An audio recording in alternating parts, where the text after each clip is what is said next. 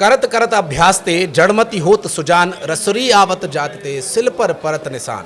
ये ऐसा वाक्य है जिस वाक्य को चरितार्थ करती एक शख्सियत आज हमारे साथ बातचीत करने के लिए।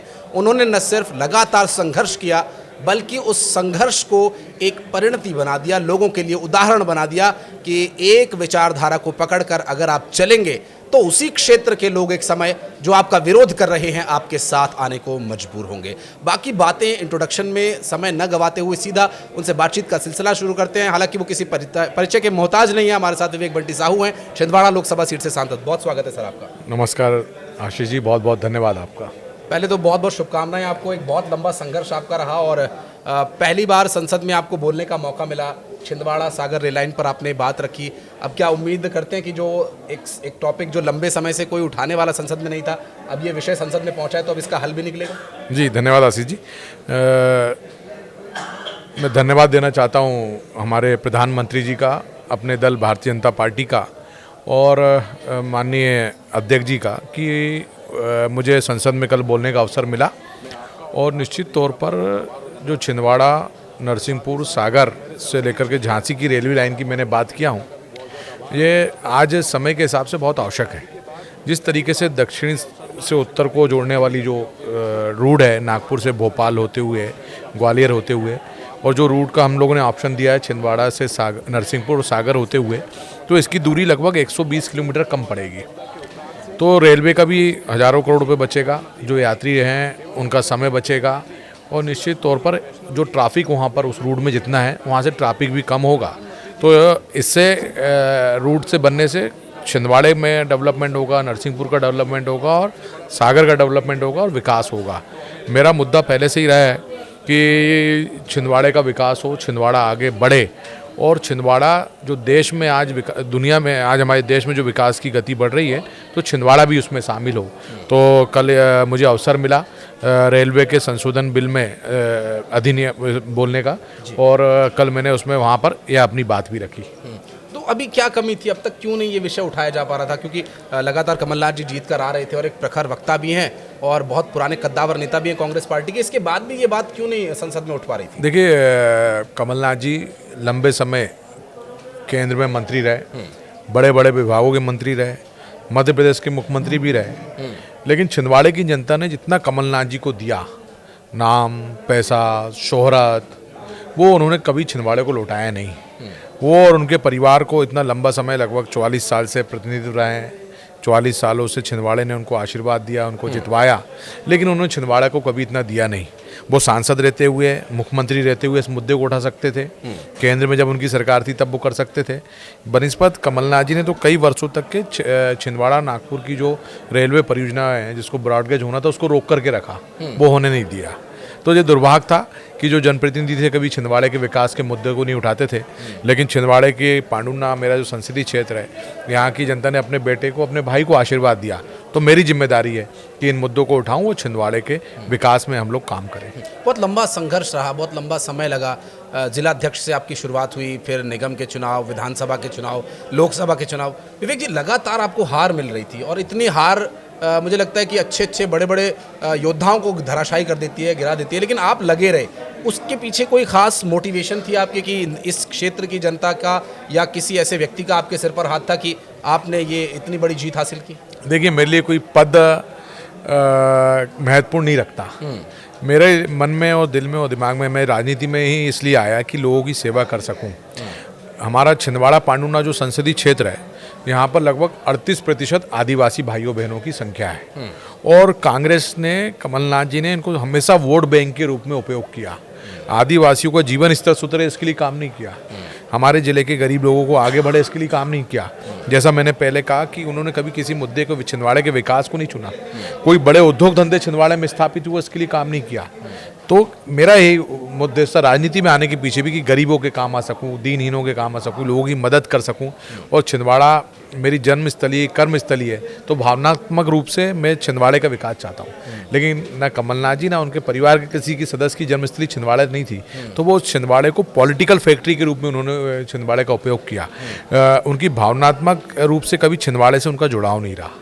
तो मैंने कहा कि हार से कोई फर्क नहीं पड़ा। संघर्ष, लंबा संघर्ष छिंदवाड़े के विकास के लिए, छिंदवाड़े के लोगों के समृद्धि के लिए मैंने संघर्ष किया और छिंदवाड़े की जनता ने एक बेटे के और भाई के रूप में मुझे स्वीकारते हुए लोकसभा चुनाव में एक बड़ी जीत दिलवाने का तो काम उसके किया। पीछे क्या कारण आप मानते हैं? वहाँ पर आपका लगातार बने रहना, या फिर अब लोग उकता गए थे कि कमलनाथ और कांग्रेस की राजनीति उनके हित में नहीं जा रही थी, तो उसमें ज़्यादा बड़ा फैक्टर क्या, कमलनाथ की नाकामी या आपका मेहनत करना? देखिए, पूरे देश में मुझे लगता है छिंदवाड़ा एक ऐसा जिला था जहाँ की जनता को अपने सांसद से मिलने के लिए 6-6, 8-8 महीने इंतजार करना पड़ता था, और कभी 6-8 महीने बाद इंतजार उनका नंबर आ गया तो लंबी लंबी लाइन, धक्का मुक्की। और पूरे देश में एक छिंदवाड़ा ऐसी जगह थी जहाँ अपने सांसद से मिलने के लिए छिंदवाड़ा की जनता ने लाठियां दिखाई। ये दुर्भाग्य था, मिलने के लिए? नहीं, ये दुर्भाग्य था। और इस दुर्भाग्य से निकालने के लिए मैंने बातचीत किया, हमने संघर्ष किए। कमलनाथ जी चुनाव को जीतने के लिए चाहे शराब माफिया हो, कोल माफिया हो, अरबों रुपए, जितना पैसा कहीं नहीं लगता उतना अरबों रुपए छिंदवाड़े में खर्च करते हुए आए हैं, और इसके दम पर वो जीतते थे। तो इसके खिलाफ मुझे लड़ाई लड़नी थी, और इस लड़ाई में हम लोग सफल हुए। चलिए, ये सफलता अब आगे बनी रहेगी या फिर जाएगी, ये तो निर्भर करेगा कि आप आगे 5 सालों में कैसा विकास वहाँ के क्षेत्र की जनता को देते हैं। और कांग्रेस की बात होती है, जब कमलनाथ की बात होती है, अब इन दिनों वो कहीं दिखाई नहीं दे रहे, ना नकुलनाथ कहीं दिखाई दे रहे जिनके खिलाफ आप चुनाव लड़ चुके हैं, उनके पिताजी कमलनाथ भी कहीं दिखाई नहीं दे रहे जिनके खिलाफ आप चुनाव लड़ चुके हैं। इस वक्त प्रदेश में एक विपक्ष की कमी महसूस हो रही है। मैं तो चाहता हूँ कि ना दिखाई दे, ज़्यादा अच्छा है। स्वास्थ्य लोकतंत्र की लेकिन पंडित जी, ये लेकिन तो नुकसानदायक है ना? लेकिन इससे ये दिखता है कि उनके लिए पद और सीट ज़्यादा महत्वपूर्ण है। मैं भी तो 2-2 चुनाव हारा, लेकिन एक दिन कभी घर पे नहीं बैठा। लेकिन वो जब जहाँ स्वार्थ की बात आ जाए, जहाँ मैं की बात आ जाए, तो आप देख लो कि वो परिदृश्य से आउट है। वो सिर्फ मैं करते आए हैं, और हम लोग ने छिंदवाड़े को हम माध्यम से चुनाव जीता है। आज कहीं ना कहीं उनके संगठन में भी उनकी जो स्थान था वो स्थान उनको नहीं मिल रहा है। उनकी आपसी लड़ाई है। उन्होंने कभी राहुल गांधी को रिस्पांस नहीं दिया। उन्होंने राहुल गांधी को जो चाहे मीडिया के माध्यम से हम लोग देखते थे कि कमलनाथ जी ने कभी मन से राहुल गांधी को नेता नहीं स्वीकारा। तो थे भारत जोड़ो यात्रा में, घुटने में चोट आ गई थी उनके। कभी कमलनाथ जी ने राहुल गांधी को अपना नेता नहीं स्वीकारा। तो वो तो सभी वरिष्ठ नेताओं को अलग कर देते थे। तो जिनकी आपस की लड़ाई है, तो अब राहुल गांधी का समय आया तो राहुल गांधी भी उनको कहीं नहीं ले रहे हैं। तो जो उनकी अपनी लड़ाई, उस बारे में भारत जोड़ो यात्रा में जो गए थे, मजबूरी बच गए थे वो। मजबूरी उनकी कई बार सामने आई कि जहाँ अवसर मिलता था दोनों एक दूसरे को नीचा दिखाने का काम करते हैं। वो तो इंदिरा गांधी के दत्तक पुत्र कहे जाते हैं, उसके बाद भी परिवार से इतनी दूर। ये तो मैंने कभी सुना नहीं, वो अपने आप द्वारा प्रचारित किया जाता है, तो इस बारे में कुछ नहीं कह सकता। चलिए ठीक है, राजनीति की बातें बहुत हो गई, थोड़ा प्रदेश के विकास की बात करेंगे। डीएपी की एक समस्या, खाद की एक समस्या हम देख रहे हैं विवेक जी कि अभी बड़ी लंबी लाइनें लग रही हैं। कई बार लोग ऐसी भी बातें करते हैं कि ये इस तरह का ऐसा विषय है नहीं, इस तरह का विषय बनाया जा रहा है। तो क्या सच्चाई क्या है, आप क्या ग्राउंड पर? निश्चित तौर पर देखिए, आप मध्य प्रदेश का निकालें और मैं अपने ज़िले की बात करूं, छिंदवाड़ा और पांडुना मेरा संसदीय क्षेत्र, तो पिछले साल इस अवधि तक जितनी डीएपी आती थी उससे ज़्यादा डीएपी आई है और सप्लाई हो चुकी है। तो छिंदवाड़ा पांडुना में कहीं कोई इसकी कमी नहीं है, ना कहीं कोई लाइन लग रही है। आराम से लोग किसानों को मिल रहा है और किसान अपनी खेती में पूरा समय लगा रहा है। मध्य प्रदेश की भी यही स्थिति है। लेकिन मैं मेरे आपके माध्यम से किसान भाइयों से निवेदन करना चाहता हूँ कि हमारे देश के प्रधानमंत्री नरेंद्र मोदी जी ने एक आह्वान किया है कि हमें प्राकृतिक खेती की ओर, ऑर्गेनिक खेती की ओर जाना चाहिए। इससे हमारा स्वास्थ्य अच्छा रहेगा, हमारी ज़मीन की उर्वरक क्षमता बढ़ेगी, और आज समय की मांग है। मैं एक छोटे से किसान का, हमारा अमरवाड़ा क्षेत्र का एक आदिवासी अंचल जो है, वहाँ एक किसान है जिसकी बंजर ज़मीन है, 5, 5.5, 6 एकड़ ज़मीन है। उसने प्राकृतिक खेती को अपनाया, तो 5 एकड़ भूमि में वो सोचो आप साल के 18 और 20 लाख रुपए की आय कर रहा है। तो निश्चित तौर पर किसान साथियों से मैं आग्रह करता हूँ कि प्राकृतिक खेती की ओर जाएं, जिसमें बजट जीरो है लेकिन कमाई और फायदा ज़्यादा है।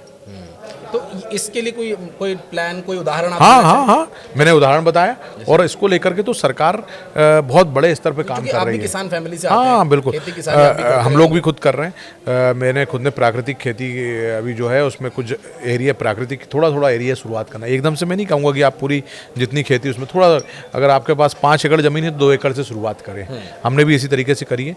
तो जो आज प्रधानमंत्री जी इसको लेकर के, प्रदेश की सरकार भी बड़े स्तर पर काम कर रही है कि प्राकृतिक खेती को आगे बढ़ाया जाए। जाए, पूरी तरीके से सहयोग कर रहे हैं।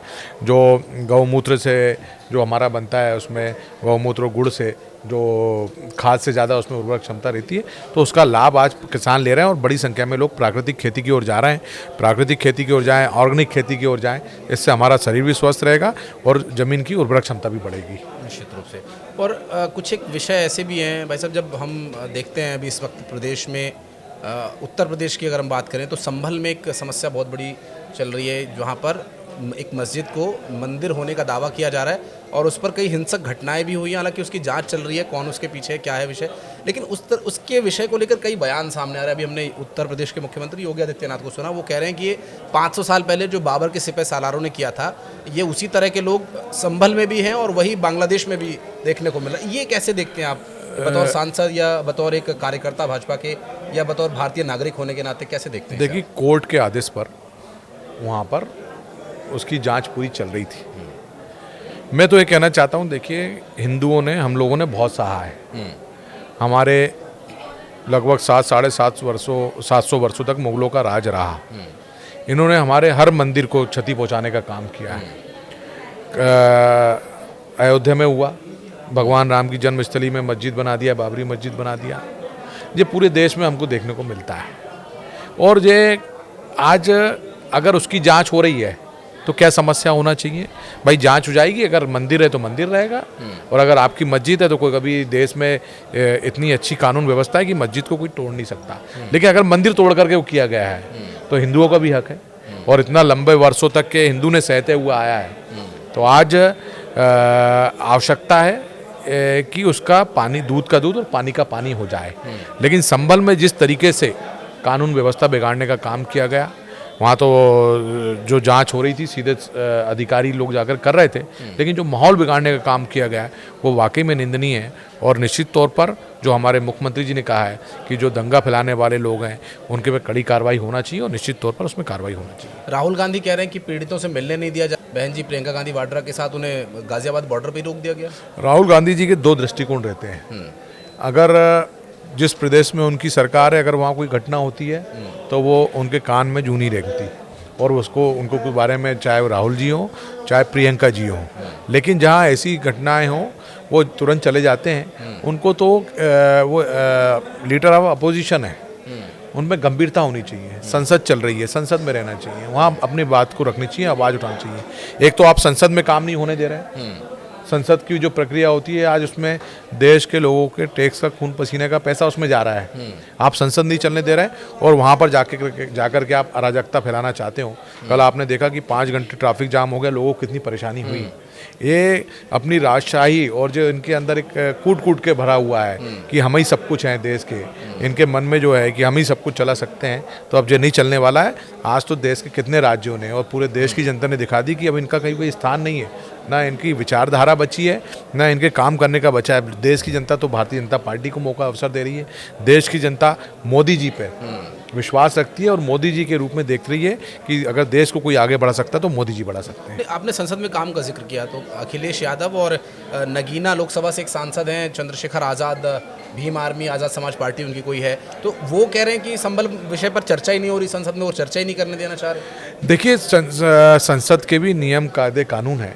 आप नियम कायदे कानून से जाइए, आप अध्यक्ष जी से बात करिए, तो सारी चीज़ वहाँ पर होगी। लेकिन आप सोचें कि वहाँ पर धक्का मुक्की करके आप गेट से सांसदों को अंदर नहीं जाने दे रहे हो, आप गेट में धरना दे रहे हो, संसद चलती तो आप बेल में जाते हो, क्या इससे संसद, इससे होगा कि इससे चर्चा हो पाएगी क्या? तो ये पूरा देश देख रहा है आज इनकी। ये नहीं चाहते कि संसद चले, ये नहीं चाहते कि संसद में अच्छे विधेयक बिल पास हो, संसद में काम हो। इनकी तो है कि काम नहीं होना चाहिए। देश की जनता देख रही है, देश की जनता इतने पिछले वर्षों से जवाब दे रही है और आगे भी इस बात का जवाब देगी।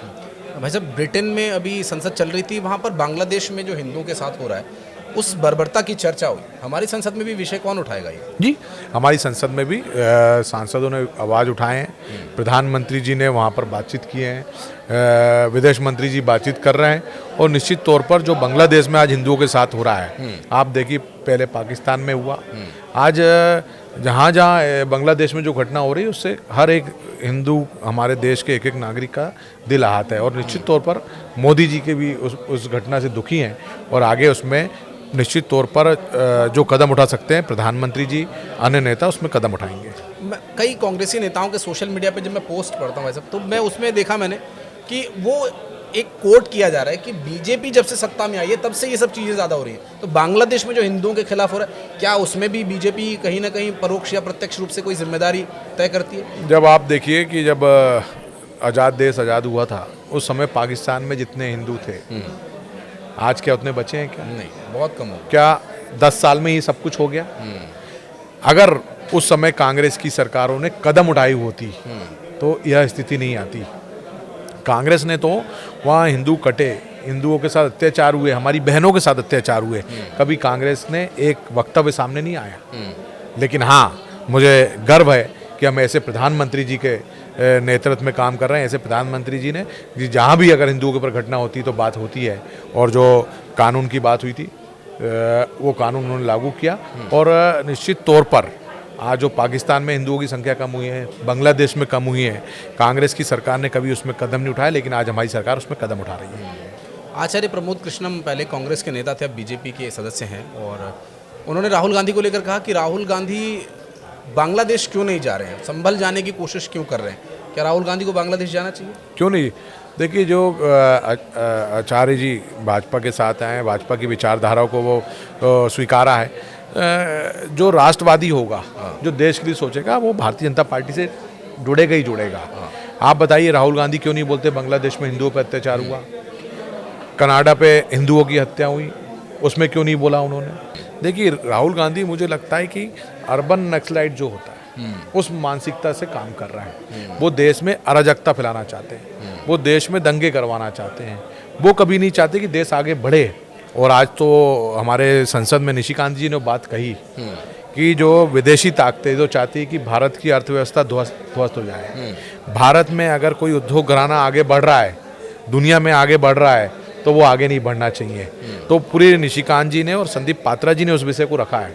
अभी उन्होंने प्रेस कॉन्फ्रेंस में भी कहा है, पूरी घटना को, एक एक घटना का जिक्र किया कि जब विदेश की कुछ ताकतें जब नहीं चाहती कि भारत आगे बढ़े, वो कुछ गलत बातें या जिसका कोई धरातल पे कोई वो नहीं है, वो अगर वहाँ पर करते हैं तो कांग्रेस यहाँ पर ट्वीट करती है और कांग्रेस उन मुद्दों को उठाती है। अगर कोवैक्सीन हमारी देश में बनाते हैं और उसमें विदेशी लोग अगर आवाज़ उठाते हैं तो राहुल गांधी उनका साथ देते हैं। ऐसे कितने पेगासस वाले मुद्दे पे, ऐसे कितने मुद्दों पर जो देश विरोधी होते हैं और राहुल गांधी उसका साथ देते हैं।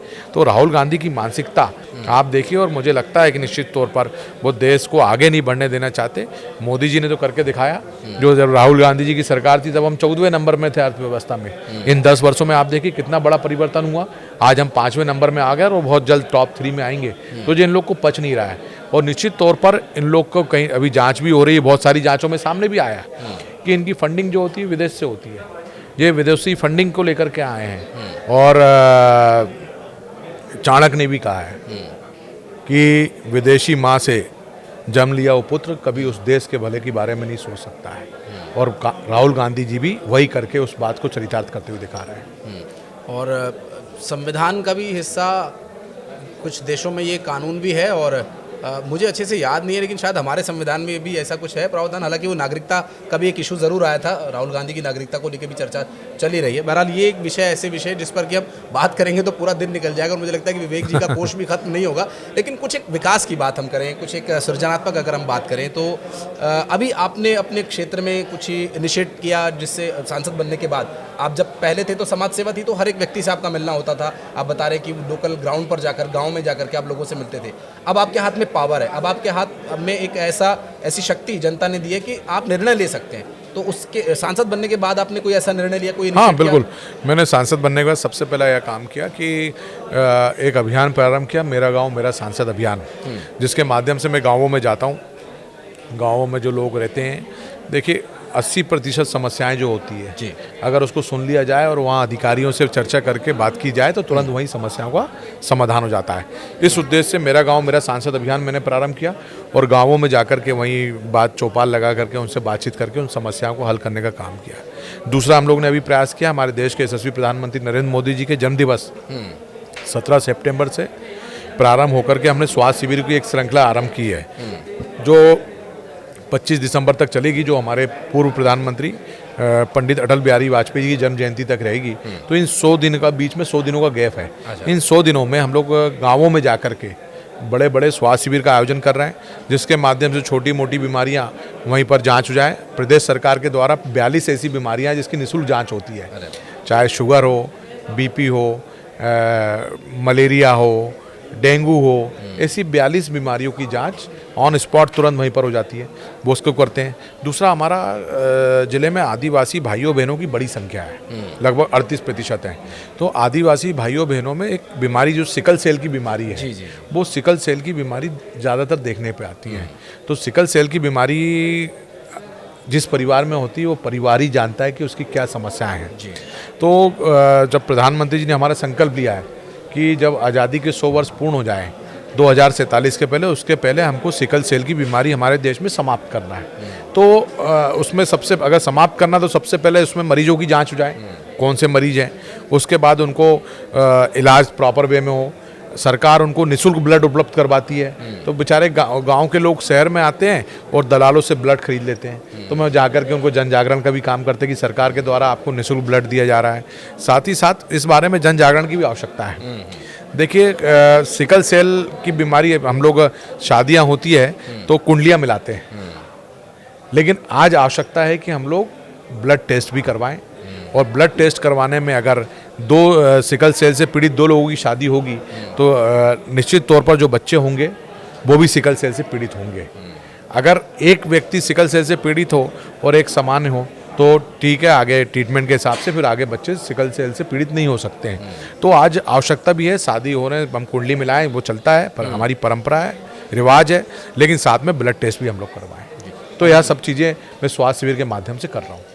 तो ये इसमें राज्य सरकार का भी सहयोग आप लोगों को लगता है या फिर? हाँ, बिल्कुल बिल्कुल बिल्कुल। नहीं, राज्य सरकार के सहयोग के बगैर कैसे संभव है।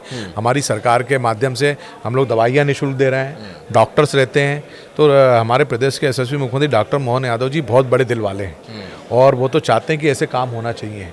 और निश्चित तौर पर माननीय मुख्यमंत्री जी के आशीर्वाद से स्वास्थ्य शिविरों का हम लोग आयोजन कर रहे हैं। उपराष्ट्रपति जगदीप धनखड़ जी ने मंच पर ही आपके प्रदेश के पूर्व मुख्यमंत्री और जिन्हें प्यार से लोग मामा जी कहते हैं, केंद्रीय कृषि मंत्रालय की जिम्मेदारी इन दिनों वो संभाल रहे हैं, उनसे कुछ सवाल किए मंच पर। तो कांग्रेस के कुछ नेताओं से हमने बात करने की कोशिश की, तो उन्होंने जो सवाल किए कि क्या हमने किसानों से कोई वादा किया था जो पूरा नहीं हुआ, किसानों की और सरकार के बीच की ये लकीर इतनी मोटी क्यों है या लकीर क्यों है, इसे हम मिटा सकते हैं, इस तरह के जब प्रश्न उन्होंने किए तो कांग्रेस के नेताओं ने कहा ये तो हम पिछले 10 साल से कह रहे हैं, राज्य में सरकार थी लेकिन किसानों से बातचीत नहीं हो पा रही, इसीलिए किसान सड़कों पर आकर आंदोलन कर रहा है। तो क्या किसानों की आय दोगुनी करने वाला विषय या किसानों के लाभ का सौदा बनाने वाले जो विषय, क्या कुछ कमी रह गई है जिस वजह से उपराष्ट्रपति जी को ये सवाल उठाने पड़ रहे हैं? देखिए, देश में अगर किसानों की कल्याण की बात हुई तो पहली बार मोदी जी जब प्रधानमंत्री बने तब किसानों के कल्याण की बात हुई। और सिर्फ बात नहीं हुई, मोदी जी ने निर्णय लिए, ऐसे कानून बनाए कि किसान छला ना जाए और किसानों की आय दोगुनी हो।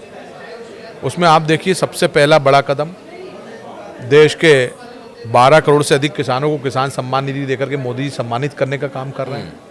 हमने देखा है कि जब सीजन आता था तो यूरिया के लिए देश में गोलियां तक चलती थी, लेकिन प्रधानमंत्री जी आए, निर्णय लिया, नीम कोटिंग हुई, यूरिया के लिए कोई लड़ाई नहीं हो रही, खादों में सब्सिडी दी गई। आप देखें, पिछले 10 वर्षों में प्रधानमंत्री जी ने यूरिया के रेट में 1 रुपये की बढ़ोतरी नहीं करी। जिस रेट में 10 वर्ष पूर्व मिलती थी, आज भी उसी रेट में यूरिया मिल रही है। लगातार खेती को आय का धंधा बनाया जाए। मोदी जी ने संकल्प लिया कि किसानों की आय दोगुनी करना है, उसके परिणाम दिखना चालू हो गए। MSP को लेकर के बातचीत हुई और हम लोग देखते हुए आए हैं कि ये जो कहीं ना कहीं कुछ ना कुछ आंदोलन होते हैं वो स्पॉन्सर्ड होते हैं। सारी बातें होती है, सारी सहमति हो जाती है और फिर कहीं ना कहीं वो लोग जाते हैं, कहीं और कुछ बातें होती है, फिर उसमें वो लोग नई मांगे होने लगती हैं। हमारे कृषि मंत्री जी बहुत ही गंभीर हैं। मध्य प्रदेश के किसानों की दशा और दिशा बदलने वाले जो मुख्यमंत्री थे शिवराज सिंह चौहान जी, अभी केंद्र में कृषि मंत्री हैं। वो लगातार किसानों से संपर्क में हैं। माननीय प्रधानमंत्री जी के नज़रों में हो रहा है और कहीं इसमें कहीं कुछ मिसकम्युनिकेशन हुआ होगा तो वो सारी बातें खत्म हो जाएंगी। निश्चित रूप से। और आपने शिवराज सिंह का जिक्र किया तो मुझे उनकी वो लाडली बहना योजना याद आती है, जिसको बहुत सारे राज्यों में, यहाँ तक कि कांग्रेस के राज्यों में भी अपनाया जा रहा है, नाम बदल करके। अभी महाराष्ट्र में भी इसने बड़े चमत्कारिक परिणाम दिखाए। लाड़की बहनी योजना काफ़ी अच्छे परिणाम मिले वहाँ पर। एक बार फिर से बीजेपी आई है फुल फ्लैश। जी देखिए, महिला सशक्तिकरण की बात हम लोग करते हैं। महिला सशक्तिकरण तब होगा जब बहनें आर्थिक रूप से मजबूत होंगी। और लाडली बहना योजना के माध्यम से अगर बहनों को पैसा मिल रहा है, हमारे मध्य प्रदेश में 1,29,00,000 बहनों को 1,250 रुपये प्रति माह मिल रहा है, तो वो अपनी छोटी मोटी ज़रूरतों के लिए दूसरों के ऊपर आश्रित नहीं है। आप ग्रामीण क्षेत्रों में जाकर के देखिए कि हमारी बहनें पहले ना सिली हुई साड़ियाँ पहनती थी। उस माँ का आप दर्द समझिए, जिसका बच्चा देखता था कि बाजू का पड़ोस का बच्चा दूध पी रहा है और वो काली चाय पी रहा है, उस माँ का दर्द आप समझिए। हमारी बहनें खुद की दवाइयाँ नहीं ले पाती थी, इलाज नहीं करवा पाती थी, लेकिन इस लाडली बहना के माध्यम से वो आर्थिक रूप से मजबूत हुई और अपनी और परिवार की छोटी मोटी ज़रूरतों के लिए दूसरों के ऊपर आश्रित नहीं है, वो खुद ही कर सकती है। और इसका लाभ आप देख रहे हैं मध्य प्रदेश में भी बड़े स्तर में हुआ और बाकी दूसरे के भी हो रहा है। और जब ये राज्य में 29 लोकसभा सीटें एक पार्टी को देकर के पहले तो जनता ने इतिहास बनाया, उसके बाद विधानसभा चुनाव में भी पूरा सपोर्ट, पूरा समर्थन मिला है। एंटी इनकम्बेंसी बातों को मानते नहीं क्या बीजेपी के लोग? एंटी इनकम्बेंसी कुछ देखिए ये जो 29 लोकसभा सीटें आई हैं मध्य प्रदेश की, और छिंदवाड़ा पांडुना हमारा मेरा संसदीय क्षेत्र है, यहाँ की जनता ने प्रधानमंत्री मोदी जी पर पूरा विश्वास जताया है। इनको पता है कि देश का कल्याण कोई कर सकता है, देश को कोई आगे बढ़ा सकता है तो नरेंद्र मोदी जी बढ़ा सकते हैं। और मध्य प्रदेश तो हमेशा, जैसा पहले भी कहा है, एमपी के दिल में मोदी, और एमपी की जनता ने वो साबित कर दिया कि 29 की 29 सीट दे करके। और उसके पहले विधानसभा के चुनाव के परिणाम थे, उस समय भी मोदी जी के नेतृत्व को लोगों ने स्वीकारा, क्योंकि डबल इंजन की सरकार, अगर कोई प्रदेश का विकास कर सकता है, कोई जिले का विकास कर सकता है, कोई गांव का विकास करता है, तो उस डबल इंजन की सरकार कर सकती है। तो वहाँ पर भी एक इंजन मोदी जी का है और दूसरा इंजन प्रदेश की भारतीय जनता पार्टी की सरकार है।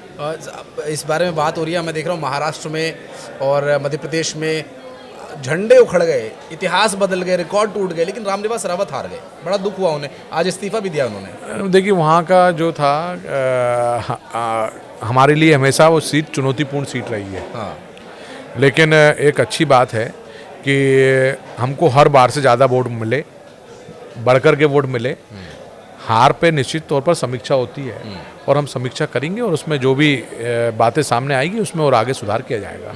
हालांकि रामनिवास रावत ने तो नहीं, लेकिन कांग्रेस की या आपकी जो विरोधी दल हैं वो जरूर कई तरह की बातें कर रहे हैं कि ये हरवाए गए हैं या ये किसी षड्यंत्र का शिकार होगा, इस तरह की बातें करके फूट डालने की भी कोशिशें हो रही हैं।